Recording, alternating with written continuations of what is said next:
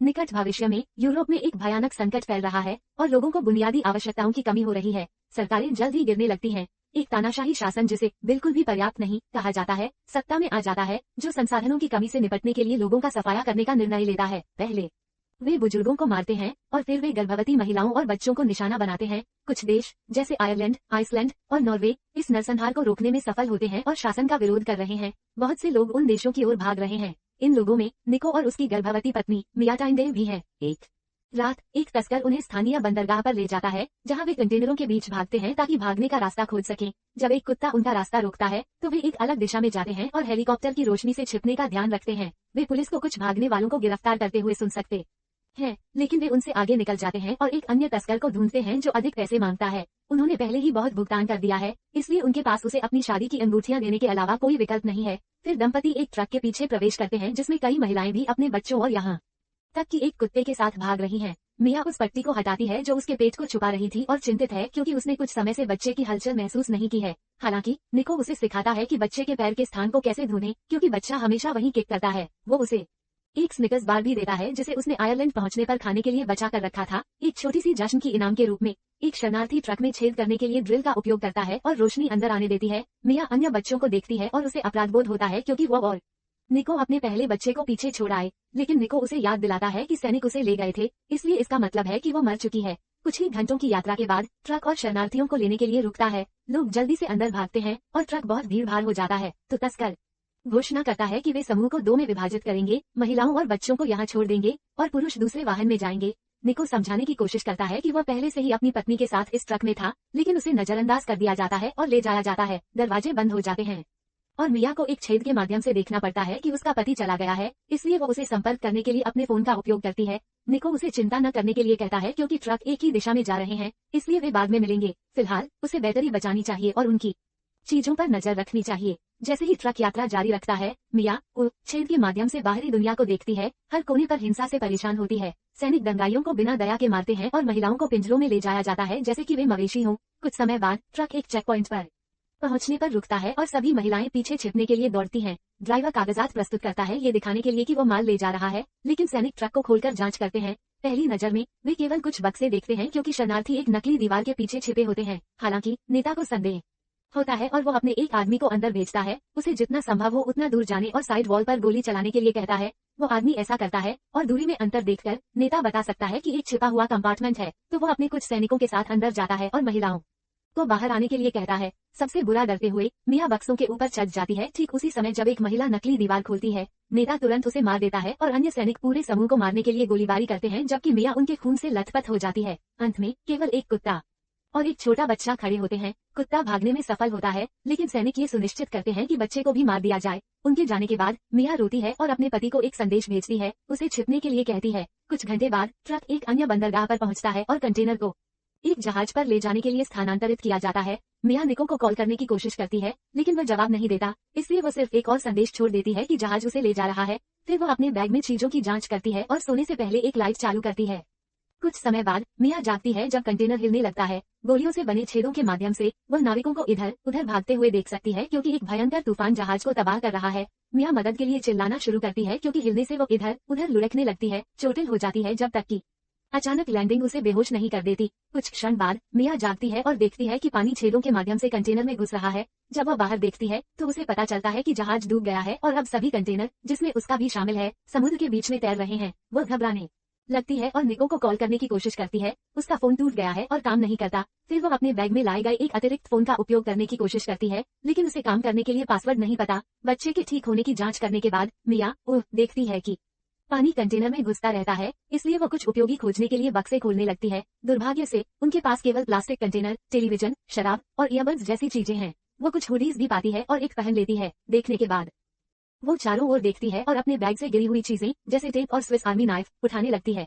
छेदों पर टेप लगाने के बाद ताकि पानी धीमा हो जाए, मिया अपनी डायरी ढूंढती है और अपने परिवार की तस्वीर में सुकून पाती है। अचानक उसे कुछ चीखें सुनाई देती हैं और वो छेद से देखती है कि एक कंटेनर धीरे धीरे डूब रहा है जिसमें लोग हैं।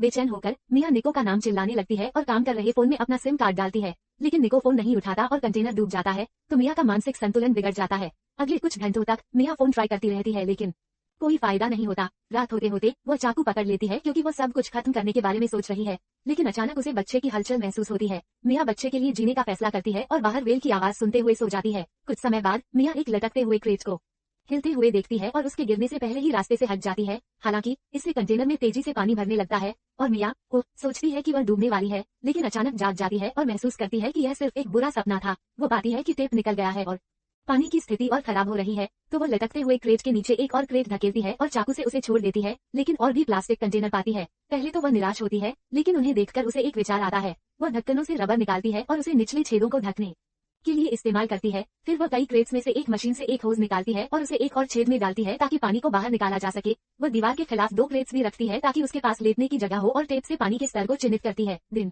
गिनती है जब तक कि यह सीमा तक नहीं पहुंच जाता। फिर से फोन ट्राई करने के बाद भी कोई फायदा नहीं होता। मिया ईयरबड्स से कुछ तार निकालती है और अपनी डायरी से तस्वीरें लटकाती है ताकि वे सूख सके। फिर वो अपनी आपूर्ति की जांच करती है। ये सुनिश्चित करती है कि वो अपनी पानी की बोतलों और खाने को सही तरीके से राशन कर रही है। वो ये भी पाती है कि ड्रिल और लाइटर जो अन्य लोगों द्वारा गिराए गए थे अभी भी काम कर रहे हैं। अचानक उसके फोन पर एक अज्ञात नंबर से कॉल आती है और मिया जवाब देती है। यह निको है। वो पहले जवाब नहीं दे सका क्योंकि उसकी बैटरी खत्म हो गई थी और वह जिंदा है क्योंकि दूसरे ड्राइवर ने उन्हें धोखा दिया था। उन्हें बंदरगाह ले जाने के बजाय उसने समूह को शहर के बाहर छोड़ दिया। मिया उसे बताती है कि उसके साथ क्या हुआ और निको वादा करता है कि वह उसे बचाएगा, लेकिन फिलहाल उसे बैटरी बचानी होगी और उनके बच्चे के लिए जीवित रहना होगा। अचानक मिया को एक संकुचन महसूस होता है और वह बच्चे से थोड़ा और इंतजार करने की विनती करती है। वो अपने सैंडविच का एक टुकड़ा खाती है और क्रेट्स को इधर उधर करती है, लेकिन जल्द ही बोरियत हावी हो जाती है। वह देखती है कि एक तूफान आ रहा है और उसे एक और संकुचन महसूस होता है, इसलिए वो उम्मीद करती है कि यह एक झूठा अलार्म है। कुछ समय बाद वो गलत साबित होती है। तूफान कंटेनर को हिलाने आता है और बच्चा वास्तव में आ रहा है। मिया दर्द में चिल्लाती है क्योंकि पानी फिर से कंटेनर में घुसने लगता है और उसका फोन बजता है, लेकिन जब वो जवाब देने की कोशिश करती है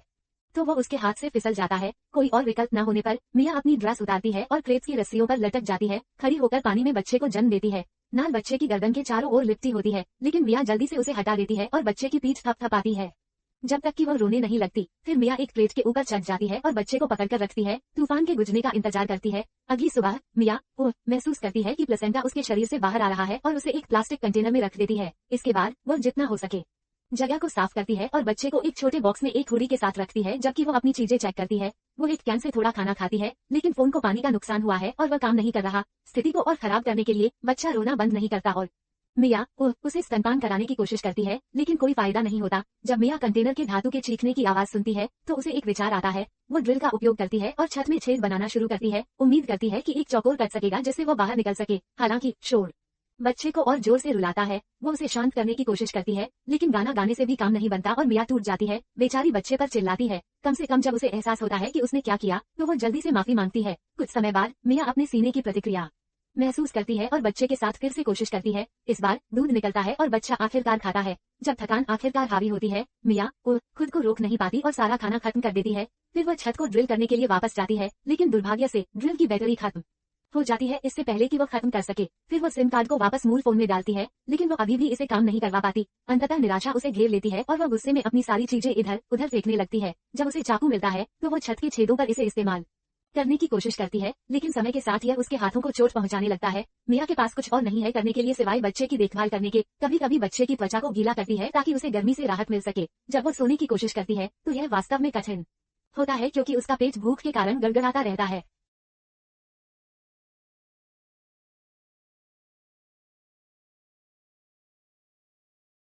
खाने का आखिर में हताशा जीत जाती है और मिया अपने ही प्लेसेंटा को खाने का फैसला करती है। अचानक वो फिर से बाहर वेल की आवाज सुनती है और जब वो बाहर देखती है तो वेल कंटेनर को टक्कर मारती है, जिससे बच्चा फिर से रोने लगता है। मिया जवाब में कंटेनर की दीवारों को मारती है, जिससे वेल फिर से डर जाती है। अगली सुबह मिया फिर से चाकू और छेद के साथ कोशिश करती है, लेकिन चाकू टूट जाता है। फोन अभी भी काम नहीं कर रहा है और मिया को साफ पानी का आखिरी हिस्सा पीना पड़ता है। गर्मी के कारण चक्कर महसूस करते हुए मिया कुछ समुद्री पानी उठाती है और उसे अपने सिर पर डालती है। फिर वो छत से पानी की बूंदें चाटने लगती है। दुर्भाग्य से इससे वो बीमार हो जाती है। कुछ मिनटों के बाद चक्कर समय के साथ और बढ़ जाता है और मिया अचानक देखती है कि एक कागज का हवाई जहाज उसके पैरों पर उतरता है। उसी समय उसकी पहली बेटी प्रकट होती है। अपनी मां को सैनिकों के हाथों अपनी मौत के लिए दोषी ठहराती है। मिया रोती है जब निको भी उसके पास आता है, उसे याद दिलाता है कि यह उसकी गलती नहीं थी। जब मिया इस सपने से जागती है तो वह बेहतर महसूस करती है क्योंकि आखिरकार बारिश हो रही है और पानी छेदों से गिर रहा है। मिया सुनिश्चित करती है कि वो कुछ पानी पी ले और जितना हो सके प्लास्टिक के कंटेनरों में इकट्ठा कर ले।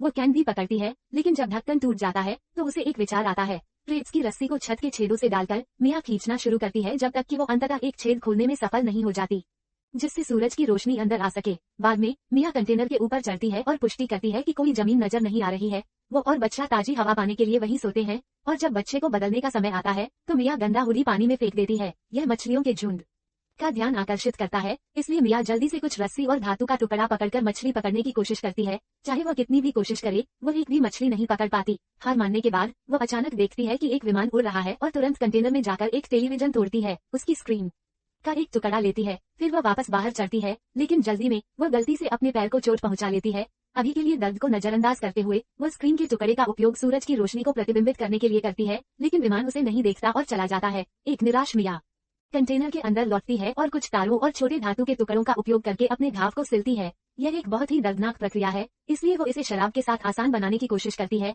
इसके बाद वो सैकड़ों ईयरबड्स देखती है और उसे एक और विचार आता है। तारों के साथ वो एक जाल बनाना शुरू करती है। जैसे ही यह तैयार होता है, वो इसे गंदे कपड़े के साथ समुद्र में फेंकती है और अंततः कुछ मछलियों को फंसाने में सफल होती है, जिन्हें वह तुरंत कच्चा खा लेती है। अगले कुछ दिनों के लिए मिया अपनी जीविका पर कड़ी मेहनत करती है। वो नली का उपयोग करके कंटेनर से पानी निकालती रहती है और जाल के साथ सफलतापूर्वक मछली पकड़ती रहती है। प्लास्टिक के कंटेनरों में बहुत सारी मछलियां रखती है। वो अपनी डायरी से कागज की चादरें भी लेती है, बहुत सारे नोट्स लिखती है और उन्हें कंटेनरों में भी डालती है, जिन्हें वह समुद्र में फेंक देती है, इस उम्मीद में कि कोई उन्हें पाएगा। एक दोपहर मिया बच्चे को परिवार की सभी तस्वीरें दिखाती है और बच्चे का नाम नोआ रखने का फैसला करती है, अपनी दादी के नाम पर, जो नाम निको चाहता था। वो उसे अपनी बहन की तस्वीर भी दिखाती है। ये कहानी साझा करती है कि कैसे सैनिकों ने उसे ले लिया और वो अभी भी इसके लिए खुद को दोषी मानती है। शाम को मिया देखती है कि नोआ ठंडा हो रहा है, इसलिए वो कुछ शराब और लाइटर का उपयोग करके आग जलाती है।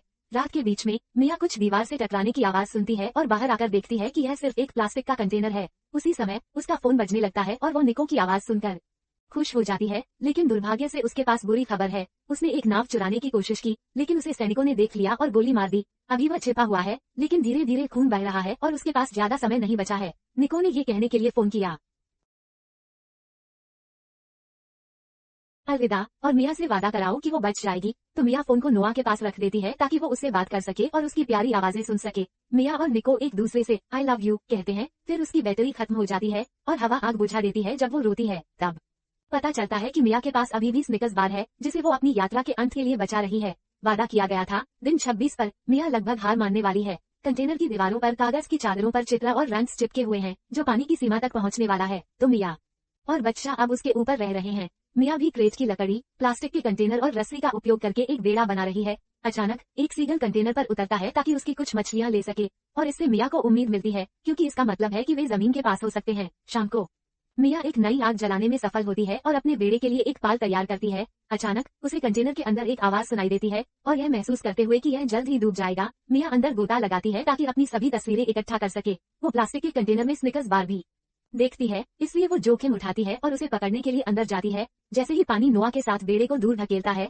मिया का पैर कुछ रस्सी में उलझ जाता है, इसलिए वो इससे संघर्ष करती है और डूबने से बचने के लिए एक धातु के टुकड़े से रस्सी काटने में सफल होती है और कंटेनर से बाहर जल्दी तैर जाती है, ठीक पहले कि यह अंततः डूब जाए। जब मिया सतह पर पहुंचती है तो वो डर जाती है ये देखकर कि वो नोआ को नहीं देख सकती। उसी समय एक वाल पास से गुजरता है और कुछ पानी निकालता है, जो नोआ को हिट करता है और उसे रुला देता है। अब मिया आवाज की दिशा का पालन कर सकती है और अपनी बेटी से मिल सकती है। अगली सुबह जब वे तैर रहे होते हैं, मिया एक प्लास्टिक कंटेनर खोलती है और कुछ मछलियां बाहर फेंकती है। उम्मीद करती है कि कुछ पक्षी आकर्षित होंगे। जल्द ही उनके ऊपर बहुत सारे सीगल उड़ रहे होते हैं और यह एक नाव द्वारा देखा जाता है जो पास में तैर रही होती है। वे तुरंत उस दिशा में नाव ले जाते हैं और छोटे बेड़े को बचाते हैं, जिसमें नोआ जीवित और स्वस्थ पाई जाती है।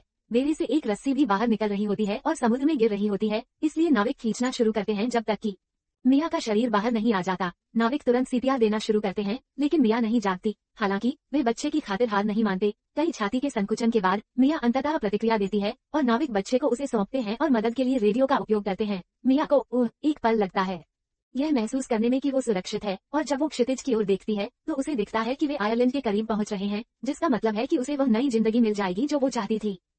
सुनिश्चित करें कि आप सब्सक्राइब करें और नोटिफिकेशन चालू करें ताकि आप इस तरह के और वीडियो देख सकें। देखने के लिए धन्यवाद।